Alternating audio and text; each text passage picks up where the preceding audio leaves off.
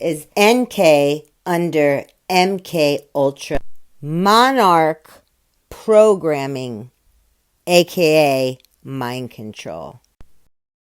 NK Petroleum Corporation. I'm contracted to NK Petroleum Corporation. Okay, and you work out of an office setting where? In Platteville, Colorado. Okay.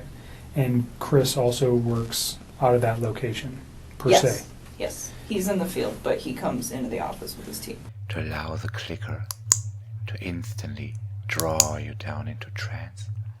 But he comes into the office with his team. So you work, what is your job responsibility?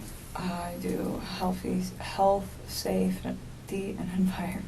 Okay, so you work in the office and you take care of health safety for, Anadarko is an oil and gas company, right? Yes. So you're doing health safety in the office and Chris works in the field? Yes. As a, what kind of job does he do? He's an operator, so I don't know like all of his daily duties, but he's a field operator, so. Isn't it interesting that NK works with these sensors that check to see if there's any noxious or hazardous or bad fumes that, if they're not monitored, can suffocate instantaneously anyone standing within like a 20-foot radius of them? It's coming out of the oil batteries. How fancy. It's a vape sensor, so it also works on if you smoke the pens, the vape pens. It also works on those. And guess who's Zaddy? Is the CEO of a company that makes these.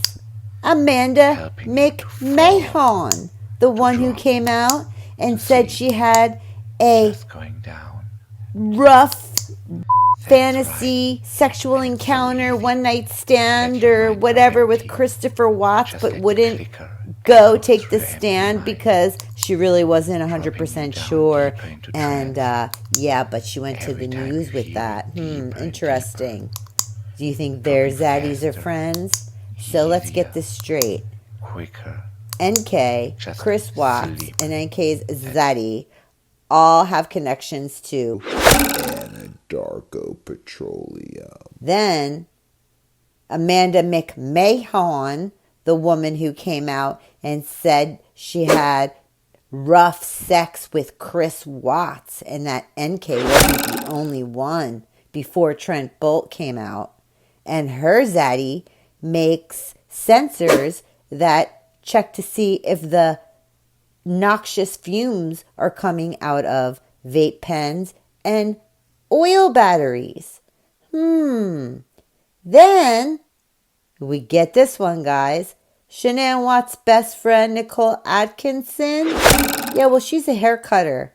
And not only did she work with Sandy Rudcheck, but she also worked with Amanda McMahon, whose father owns property right around the corner from guess whose house? 2825 Saratoga Trail, Colorado. Side-eye. But he's a field operator, so he works with like the oil wells. So he goes out and does work on those, whatever that work might be. But he comes into the office frequent. In the mornings. His team meets in the mornings. They're not all in there every day. Some days some of them are in there, some days other ones are in there, but in the mornings typically from like 6:15 to probably 7, somewhere around there. And is that where you met Chris? Yes. Okay. So can you just take us through kind of a little bit of the early part of how he courted you or you courted him? I don't know which one happened. How you guys got to know each other? I guess we just started talking. He actually, so part of my job is to manage the gas monitors that we have. So Anadarko requires all of their field personnel to carry like gas monitor sensors for toxic gases, gas monitor sensors for toxic gases. Gas monitor sensors for toxic gases. And it's my job to control the inventory, any issues, anything like that. And we were having some pretty serious like equipment issues, and we had numerous amounts of people coming in my office one day, and he happened to be one of them. Clicker fractionation. This is a quick induction that uses the sound of a clicker to drop a person down into a deep trance. It's very easy to do and very effective. And I'd seen him before, like they meet in the lunchroom, and that's where I go put my lunch in the fridge. So I'd seen him, but I didn't ever like talk to him. So that day we just started talking, and then every time I saw him in the hallway after that, and it was always hit or miss, like it wasn't an everyday thing, it was just when I saw him, we just started talking, and we just kind of had a lot in common and just hit it off, so we'd always have, you know, pretty good conversations. And then, I don't know, one day he told me that he had kids and started talking about his kids, and then mentioned, yes, that I have a wife, but we're getting separated. I said, okay. And then, When do you think that was? when he said all that? So specifically when he told you he was getting separated from his wife, was that within the first couple of weeks that you knew him, or was that later on? You said you met him around May or June. Yeah, it was still in June. Okay. It would have been before Father's Day. So had you guys ever gone out on any kind of No. date at that time? You just No, were no. conversing at work? Yeah, that's all it was. And then, I don't know, we started hanging out. We hung out. We went to a park. Hung out at a park. Let's go back real quick. So why did he tell you that he was getting a divorce? Did he ask you out at that time? No, he didn't. I think he was probably interested in me.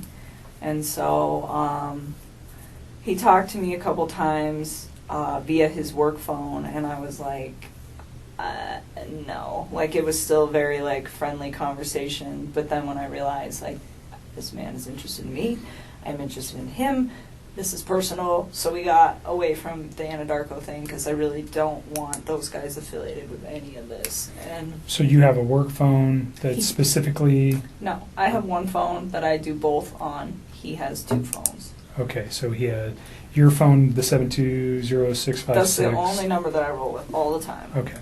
So he has two phones. All right. One of those owned by Anadarko and Yes, one sir. personal. Yes, sir. Do you know what his Anadarko phone number was? Okay. It's been so long, and I mean, I'm sure I could like look it up, but I tried to look it up for those guys yesterday, and I couldn't find it. Okay. We can find it. That's okay. Just wondering if you knew it. But at that point, we just like took it to his phone because I just felt it was like better that way.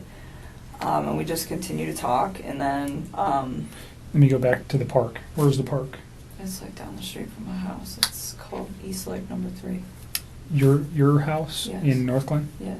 And that was in the June time frame. Yeah, or like the beginning of July. It was like right around my birthday. It's like so sometime at the very end of June or the beginning of July. Okay. And that's the first meeting you had outside of work.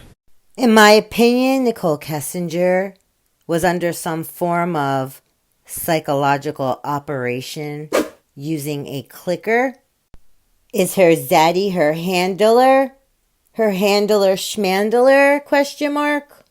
Seemingly, most children of these special ops or deep state or psychological operation military people, they're all under MKUltra mind control. That's who they did it on. They did it on their own kids, y'all. It's not anything you can't search up easily via any search engine. So leave your thoughts below. Is NK under MKUltra monarch programming, aka mind control? Give this video a big thumbs up. Don't forget to subscribe and turn your notifications on to be alerted when we upload new videos. And thanks for walking with me, guys.